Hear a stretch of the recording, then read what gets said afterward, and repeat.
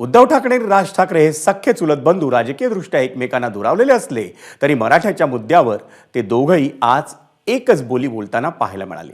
निमित्त होतं अर्थातच आजच्या मराठी भाषा गौरव दिनाचं।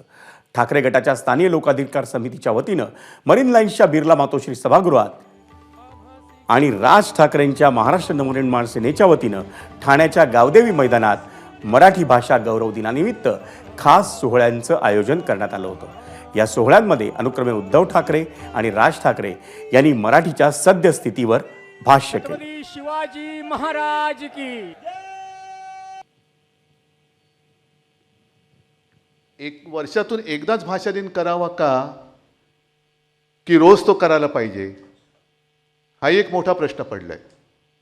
कारण भाषा आपल्याला संस्कार देते आणि मातृभाषा म्हटल्यानंतर साहजिकच आहे आईकडनं हे संस्कार येतात। कुसुमाग्रजांचं नाव घेण्याची तरी आपली पात्रता आहे का? त्यांनी काय आपल्याला देऊन गेलेले आहेत?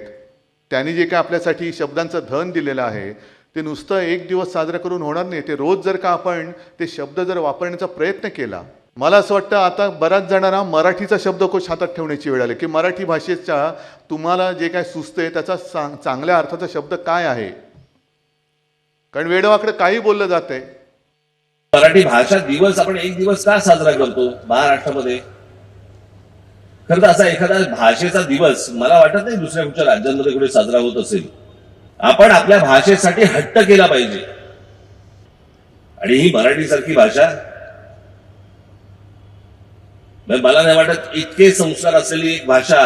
तुम्ही साधा विनोद घ्या, या भाषेमधले विनोद घ्या, तुम्हाला इतर भाषांमध्ये मिळणार नाहीत। हे इतके संस्कार झालेली, इतके आजपर्यंत लोकांनी त्याच्यावरती कष्ट घेतलेली ही भाषा आज आपण बाजूला सारतोय, त्याच्याकडे लक्ष देत नाही होत। आणि म्हणून मला वाईट या गोष्टीचं वाटतं की कुसुमाग्रजांच्या जन्मदिनी फक्त आपण एक दिवस मराठी भाषेचा सन्मान करतो, एरवी काय करतो? एबीपी माझा, उघडा डोळे बघा नीट।